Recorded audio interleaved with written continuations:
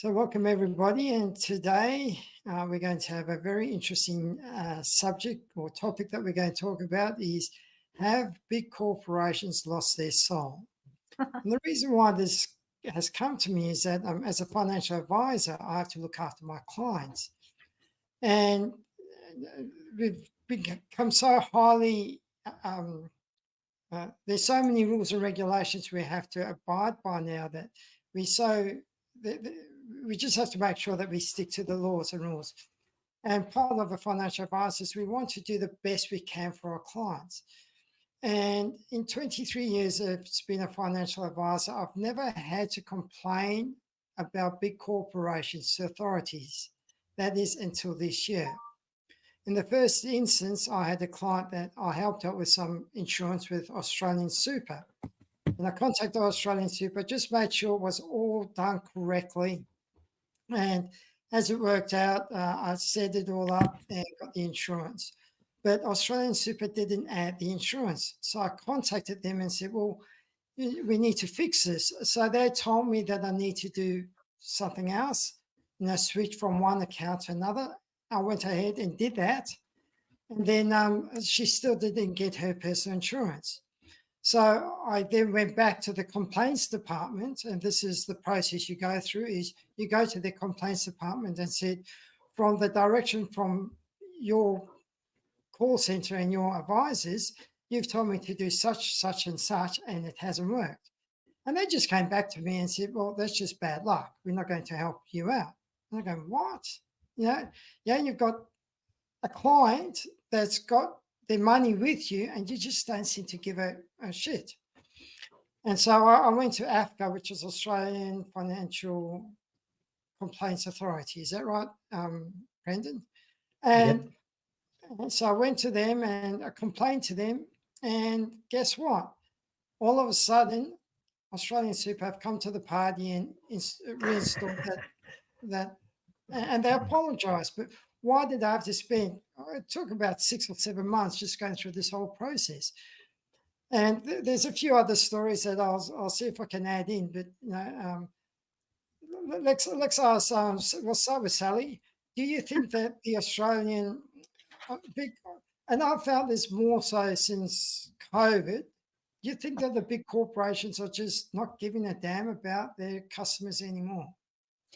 I was just about to say, it's the customer service is non-existent in Australia. It's really bad. But I think you started off with saying, have big corporates lost their soul? And I think before we came on recording, it's like, did they ever have one?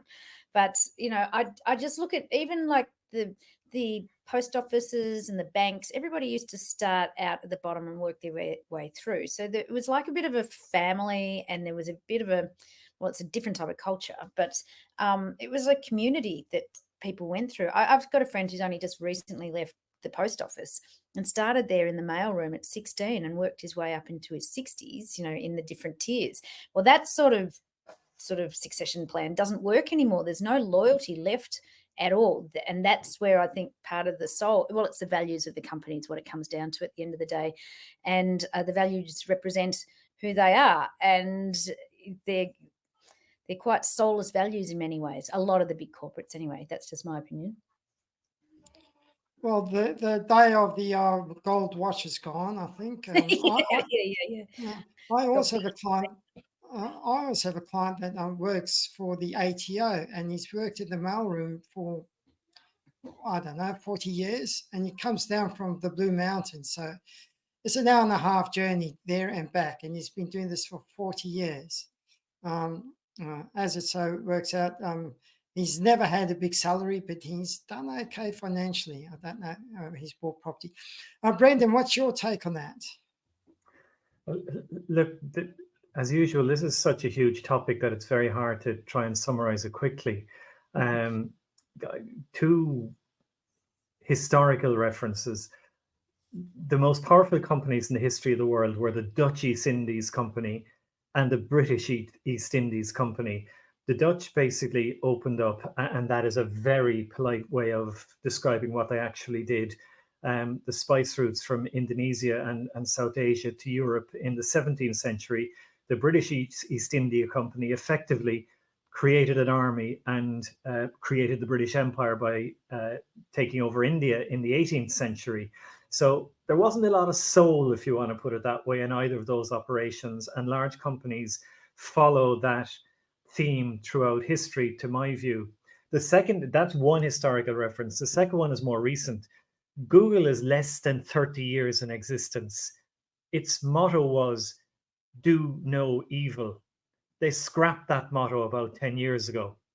Now tell me that Google does no evil, and I'm going to fall off my chair, roll around, laugh my head off, and burst a blood vessel, because Google has no soul, and it's clear it has no soul. But my conclusion is companies are just a collection of people.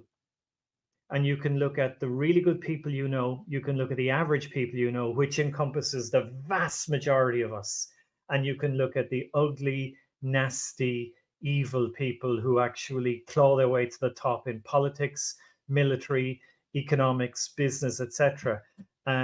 So why do large companies have no soul? Perhaps the people at the top have no soul to start with.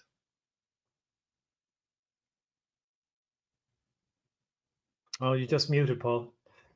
Yeah, so it's interesting you say that, because I just listened to the autobiography of Henry Ford, and Yeah, Henry Ford was nasty human being. Yeah, he was actually.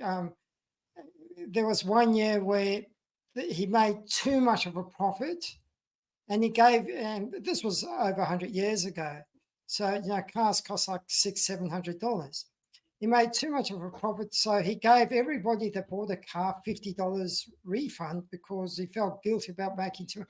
I wish we had a few more CEOs like Henry Ford. Let me. I know a bit about Henry Ford, the son of Irish immigrants who worked his way up from nothing and became obviously a huge historical figure in terms of business and industry. He was anti-Semitic. He was racist. He did certain good things, including the invention, development of mass production, etc. But when he actually gave back money in that circumstance, it wasn't through guilt. He was a very canny marketing guy. He increased his workers' wages from what was normal at the time to about 3 times as much. But it wasn't through altruism. $6. It was so that they could buy his product. So Henry Ford was a seriously deep thinker, a genius, but he was nasty, racist, anti-Semitic. And, does he have a soul? If there is such a thing as heaven and hell, I'm not too certain he's sitting up there with the angels. Okay, well, sorry, this. Look, I mean, back 100 years ago, there was a lot of racism. Now that was, unfortunately, that was part and parcel of the world back then. We had a few presidents that were racist as well. Some of the presidents were part of the KKK. A few. So a few. They were actually part of the KKK. So he grew up in that world, and honestly, racism is wrong. It's totally wrong. I get it. No, but we are talking about the soul of a company, and look, even in Think and Grow Rich, the book that we studied with Sally, Napoleon Hill was a good friend of Henry Ford, and Henry Ford spent a lot of time with regards to helping out write that book. And just listening to the autobiography, yes, he was responsible for the mass production of automobiles, and he might have been a marketing genius, but he paid more than the fair wage, and he gave money back when he made too much of a profit. I think that's part of it. All right, the racist part, get rid of that. That's bad, right? But the rest of it is, to me, that sounds like we need more CEOs that will pay more than the rate. But look, I'm going to fundamentally disagree with the statement he gave back because of guilt or anything else. You're talking about the time 100 years ago, which is fair context, and you have to stick with the context of the time. There was no such thing as too much profit. This was the time of the Carnegies and the railroad bosses and the actual oil companies and the bankers, the Morgans, and these people, there was no such thing as too much profit. So, you talk about awful American presidents, and you've got a couple in the 20s who were KKK or ex-KKK. You also had one of the lauded American presidents, Woodrow Wilson, who was the president during World War I, and he was another anti-Semite, discriminating, racist individual. But prior to that, you had Teddy Roosevelt, who was the guy who took on these oligarchs in the US and did things for the better. So my contention is always that you can't depend on an individual by looking at human beings, but individuals will emerge who actually are going to lead. So if you've got a corporation, you can have wonderful CEOs and you really can change the world. But then the average person is the average person. And I'm not going to set myself up as anything more than someone who gets it wrong as many times as he gets it right. And I think CEOs are no better than that, and they determine culture, and culture determines that the guy in the, the front office or in the mail room as well. Okay, well, I tend to think that the culture of any corporation, it's responsible. The person responsible for the culture is the CEO. It comes down. What's your view, Sally? That's exactly what I was I'd put down, because it's losing the soul. The soul is it filters down from the top. And when they say bring in new blood, or they have the change of management or whatever, and it's setting the energy for the company, and because it's their intention and their energy that they're bringing in, and that's echoing out. And so in the old days, there was a lot of that boys club stuff, and a lot of the the chauvinistic, sexist, whatever's attitudes, and that just filtered down, and it had a culture. I know I worked at NAB during that time back in the 80s, and it was a very blokey culture. And back in broking in 80s, in the same thing, you just sucked it up. You just had to have a tough skin and learnt to play the game with it all. So, yeah, I think the soul does, at the end of the day, come from top down. And it links in very strongly with the values. Once again, I keep bringing it back to values, because that's the core of what it's all about. Yes, I agree with you. Now, I want to just change topics a bit, or just change track a little bit. I don't know about you, but we've spoken about this in the past. Have a look and make sure that be aware of what your ongoing expenses are when they keep hitting your credit card. And that's been a tip that both Brendan and Sally have recommended on numerous occasions. I don't know about you, but what I've discovered is that there's been a few big companies where they don't even have my right credit card details, because the credit card's expired. So it's still the same number, but the wrong date. And in the first case with Audible, for months and months and months, I just kept getting this, because I wasn't getting my book a month, because I just kept listening to the same book over and over again. And I was just accumulating these credits. There was no need in having these credits, because I was just listening to the same book. And so for months and months, I'm just happy the way it's going. Then all of a sudden, it started charging again. So now, wow. Yeah, exactly. Well, without you updating your card. Sorry? And you didn't update your... Ironically, I've just updated my card this week again. But I didn't give them permission or anything like that to go ahead and take money out the card. So that was the first one. Anyone got any other comments about that while I turn my phone off? Yeah. Well, look, I think it goes back to the Apple terms and conditions. And it's unfair to talk about Apple, because it's every online company.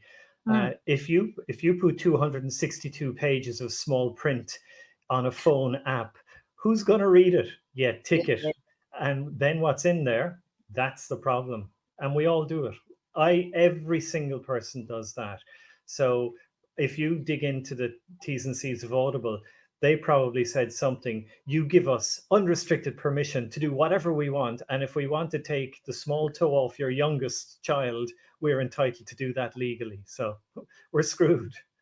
And also the browsers, like they hold on to your credit card information. I always, try not to say like, do you want to save this? But Yeah. Chrome hangs on to stuff as well. So you can't escape it. It's out there. And what really gets up my goat is that, fair enough, if you've got a deduction coming out and you get emailed notification, but a lot of these multi-level marketing companies, all of a sudden $200 gone out, or today I had something with Thermomix, and that's annual. But I thought, at least give me a heads up, because something like Dropbox, it's a couple of $100, or even Audible's about $200, and they're big ticket items at this time of year. But taking it out when you haven't authorized the card, especially if it's an updated card, that's a whole other level.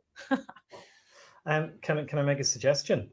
It is possible to talk to your bank or credit card company and just get an annual card. So one that expires every 12 months, because normally it's 3 to 5 years. So if you get an annual card, it'll expire quicker, and companies can't just update. So at least you're not signing up for 5 years of Audible or whatever.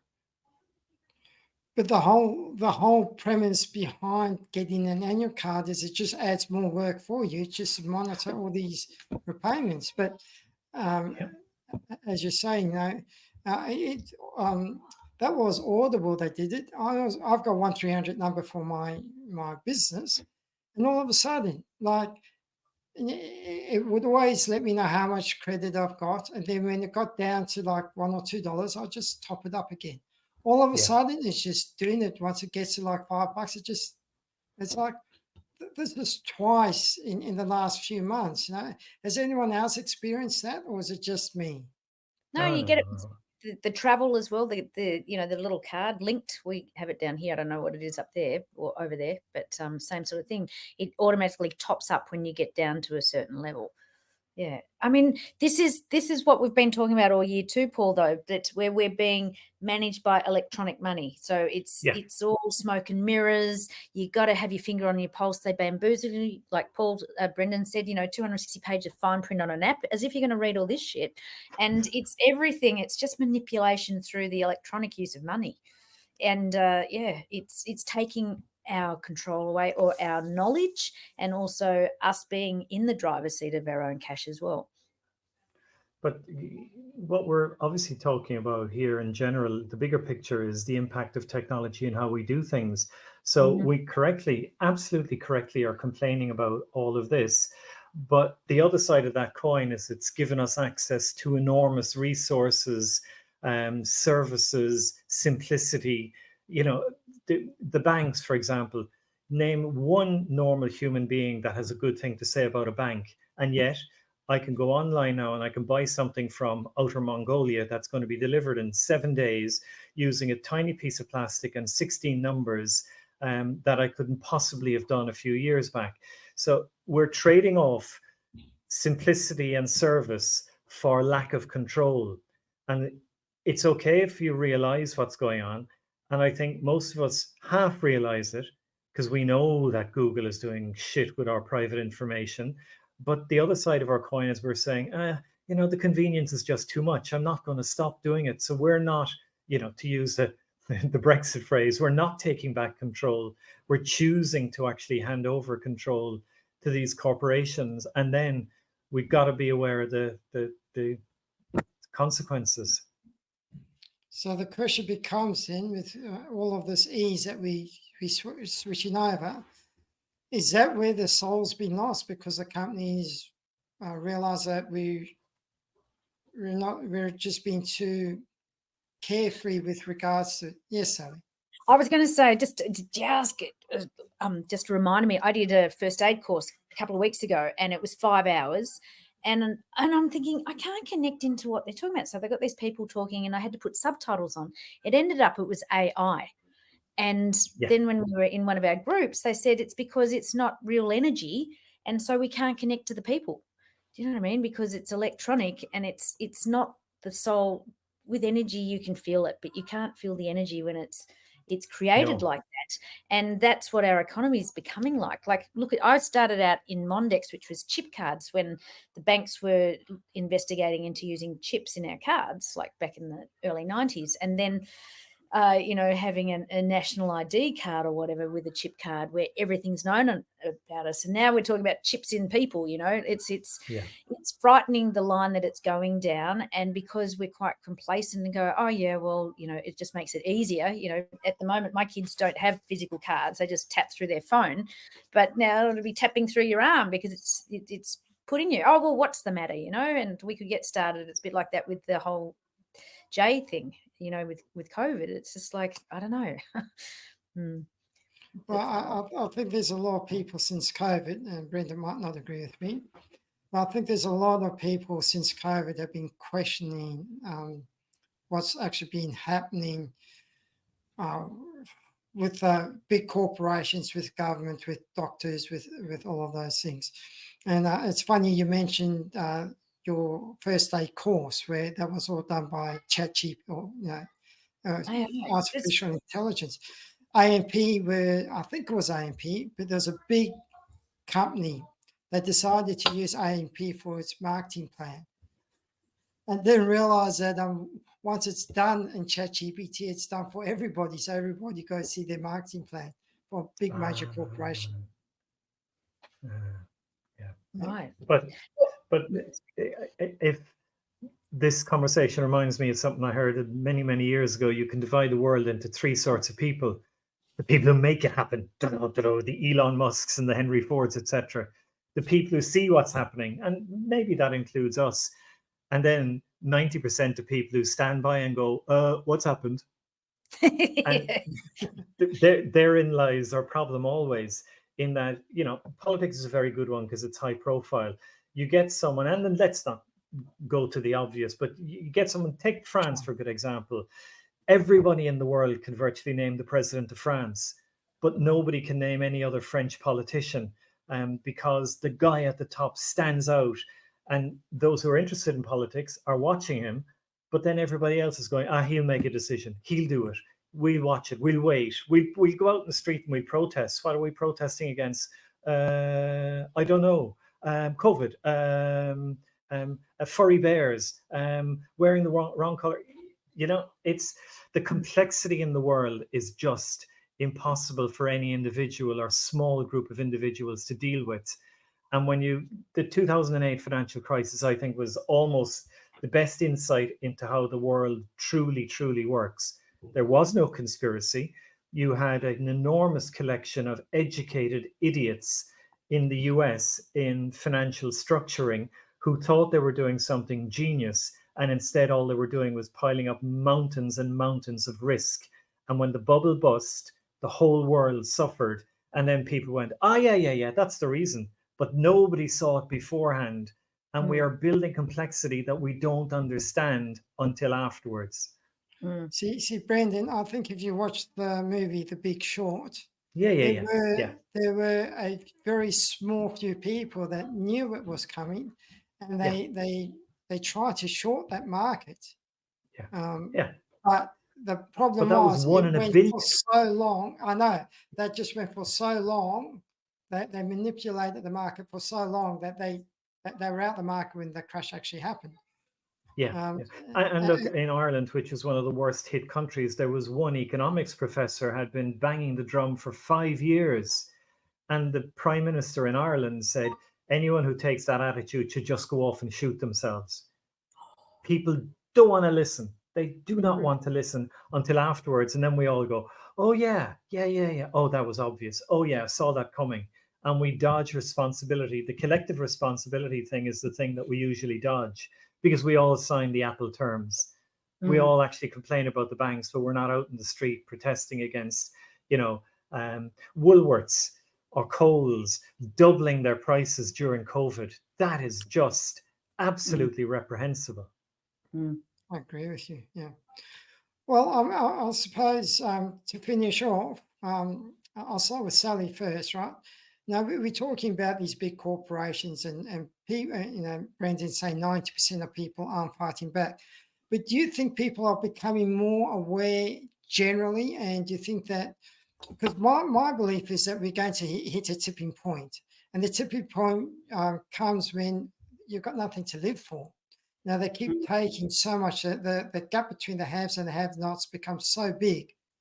And once we hit that tipping point, people just go, I've got nothing to live for. And that's when we might have a revolution or a war. So, Sally, do you think, with your conversations with people you're having, do you think people are becoming a little bit more aware? Well, I work in frequency family circles, shall we say, or I'm all about the quantum shift, and things will. Very firm believer that things will be back to basics.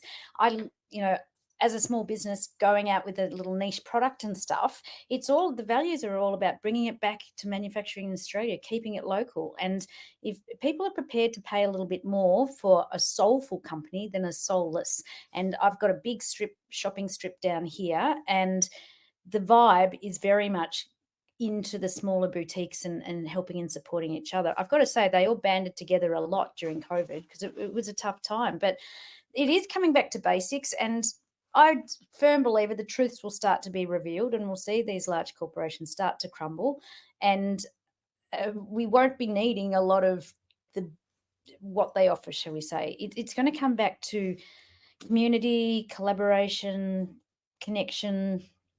It's going to bring stuff back to local, bring it back to basics, bring it back to small communities, knocking down the high fences and having a little picket fence and saying hi to your neighbours over the side, and mowing the lawns on a Saturday morning and everyone's out and kids are playing out in the sun. It's good. That's the way I feel that the whole planet is shifting. I know it's out there, but that's just where I stand. And so I don't think these large corporations will survive in the long term, as weird as it is. How about you, Brendan? I Out there. think you might take an opposite view. Yeah, I will. And not because I believe it's right. I just believe that human beings are complacent. People vote with their wallets. And no matter what Coles and Woolworths did during COVID, no one has stopped shopping there. People who can afford it will go to the farmer's market or to the local boutique. But 90% of people are on a very, very, very tight budget, especially with interest rates going up. Large corporations not only will not disappear, the odds are their power is going to grow and grow and grow. So, again, you go back to Henry Ford, one of the richest men in the world 100 years ago. He was very powerful. He was not the first trillionaire in the world, is very near us. Trillionaire. It's only a few years since we talked about millionaires being huge, and we skipped over billionaires, and we're now heading to trillionaires. The corporations that control technology, military, international trade are vastly more powerful than every other country in the world, with the exceptions of probably the US and China. And people will vote for a quiet life until some disaster happens. And I pray, not that I pray, but I hope and I trust that we muddle through, because that's what people do. We actually bury our heads and we say, okay, there's a big chunk of tax taken out of my salary this month, but you know what? I can pay the mortgage and I can put food on the table, so I'll cut back on Netflix. One of the things that slightly irritates me is every time I see as I say, my daughter just graduated from high school, and it's not the school that she went to, but you look at school and college graduation ceremonies, and the guest speaker always stands up every single time and says, your generation is going to save the world. Well, fuck it, they were saying that since I was a kid and my grandfather was a kid, and it hasn't happened yet. It's the individuals who emerge. The massive people will do what the massive people do, and that's buy on Temu and Wish and go on holidays to Bali, and actually I like this brand over that brand when it makes no difference. I'm sorry, the nature of human beings is a quiet life, and we are giving away more power all the time. And unless there's a tsunami, an earthquake, or a world war, I can't see it shifting in the short term, because we're muddling through. See, one of the things that you said, you were talking about Coles and Woolworths, and people didn't keep shopping at Coles and Woolworths. But you also said the reason why they're shopping at Woolworths is because they've got nowhere else. The Coles and Woolworths, they doubled the prices through COVID, and they haven't really reduced them. But there's nowhere else where you can actually go and get. You have to go there because that's all you can really afford. Look, you've in WA, you've Farmer Jack's, countrywide, you've IGA, you've got lots of the old delis which are still there. But I buy 3 litres of milk in Woolworths for $4.50. If I go to the local Chinese vegetable, which is as close to farmer's market as you get, I buy 2 litres of milk for $5. So the price difference is enormous. And if you're on any kind of budget, that's the reason. It's your wallet, it's affordability. Yeah, and that's what I was saying, is that the reason why we haven't boycotted Woolworths and Coles is because we can't afford to, because they've got the most cost effective. But the other thing you said is that people want to be quiet, they want to do the barley, they want to do all of these things. Yeah. And the problem is when the time comes when they can't do all of those things because they don't have the money, because the gap's got too big, I think that's when we're going to see that shift. But I fundamentally disagree, because I think we're not looking at the economic facts of life here. That in Australia and in pretty much all the developed world, our standard of living is unbelievably high. What we want is, we want it to be higher. But when people stop flying to Bali, funny enough, the airlines will drop their prices, the hotels will drop their prices. The government might change and you might have a slight tax reduction or a change in this, or the tweaking happens all the time. But the trust in people's thinking has not changed, and hasn't changed for 100 years. And this obviously is a personal opinion, and it is not the way I want the world to go. I'm from a corporate background. I worked for IBM for a bunch of years. That huge corporation was both very, very good and very, very bad, but it had power, and behind the scenes it still has power, and other corporations are gaining power all the time. And if this is a zero-sum game, if someone is gaining power, someone does lose power, and that's the individual. But the individual is getting the trade-off that there's a new rail line to such and such a place. I was talking to someone yesterday. There's a new US TV service will probably be launched in Australia. My daughter is delighted that Temu is now in Australia compared to Wish or Shein, because there's competition. It's looking at the micro, not appreciating the macro.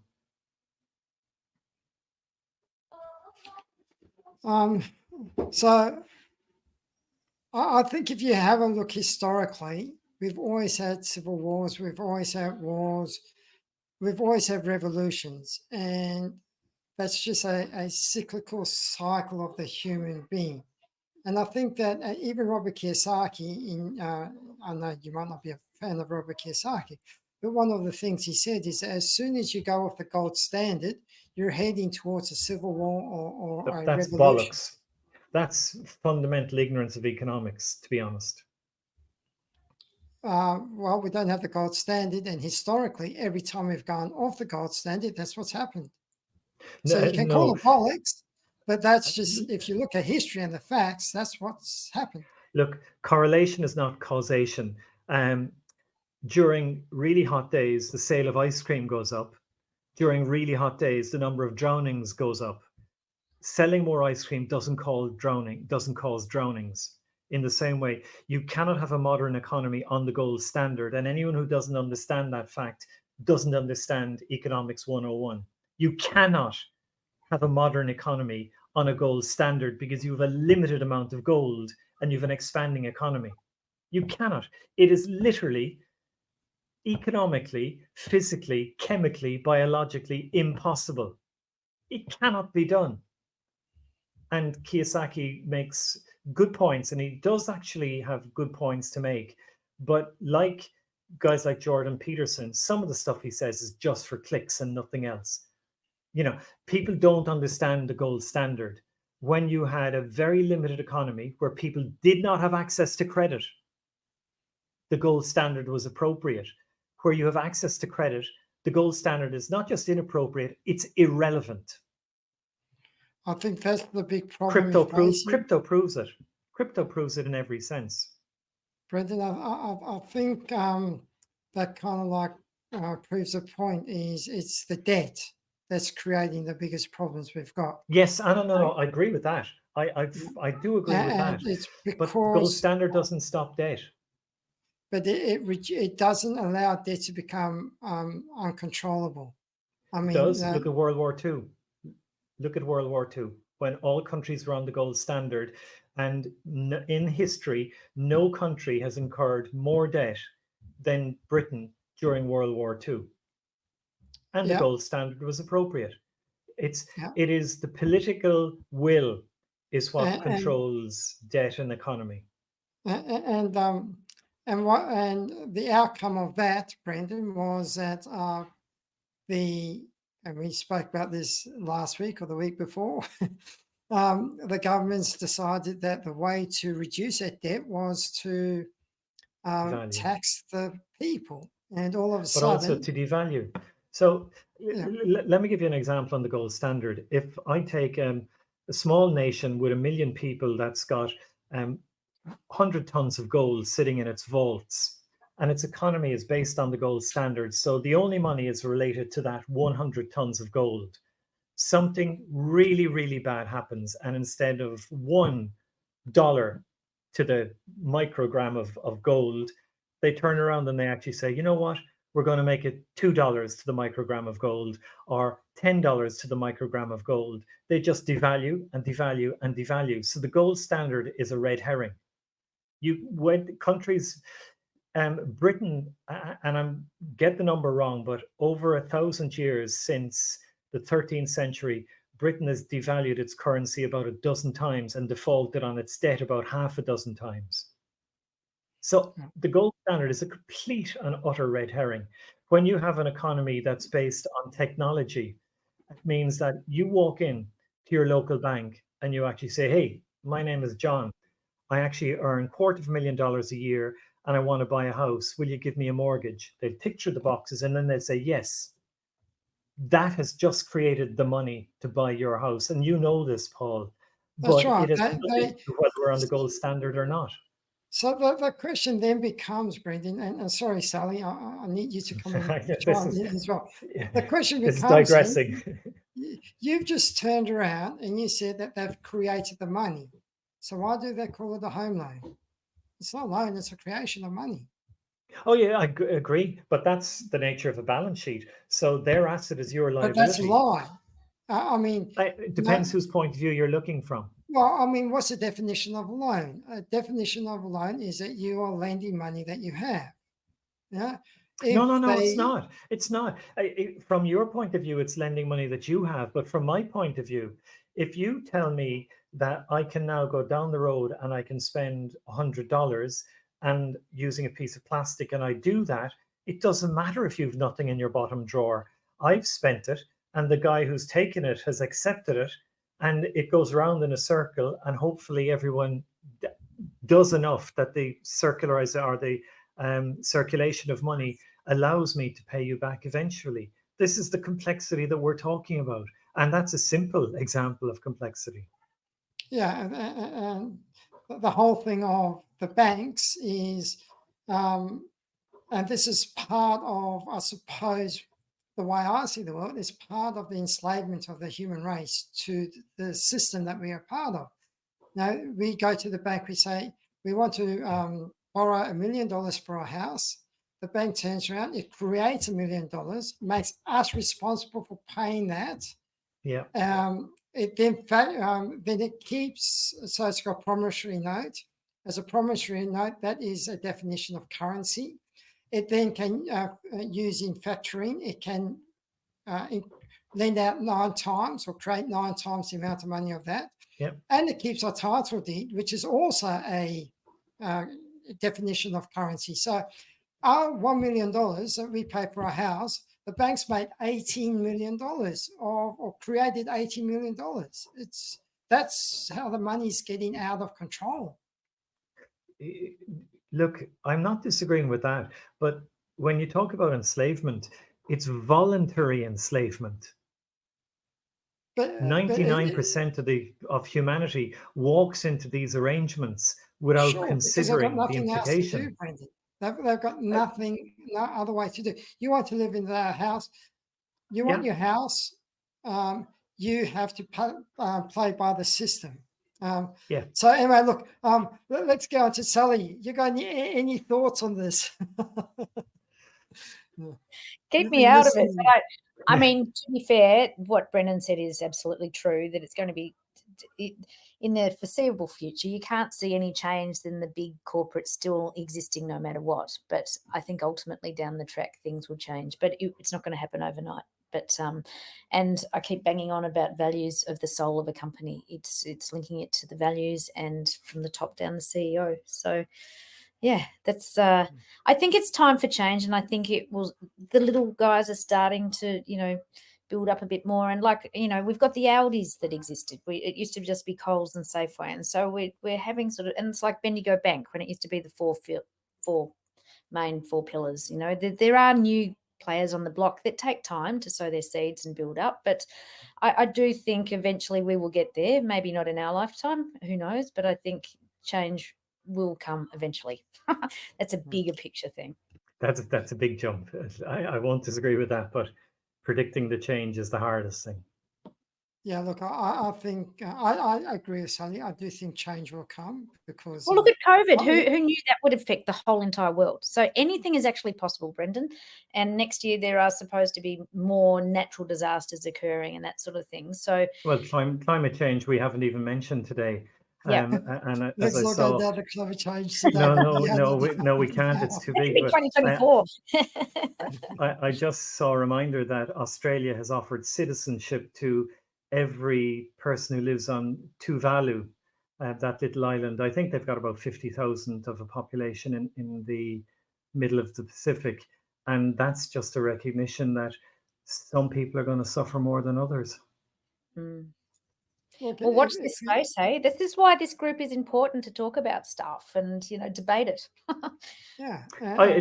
And this is a tiny thing, but if we don't talk, try and push, try and influence, to go back, and I am kind of being facetious when I say this, the 90% of people who stand by and say what happened will stay at 90%. Whereas the Greta Thunbergs of the world, whether you like her or don't like her, it's people like her raise issues and make people aware, and slowly that consciousness seeps across the world. Loving that. That is lovely parting way there, Brendan. I love it. Right, So we're all united at the end of the day. We'll leave it there then, right, before I go down on my high horse with regards to all of this.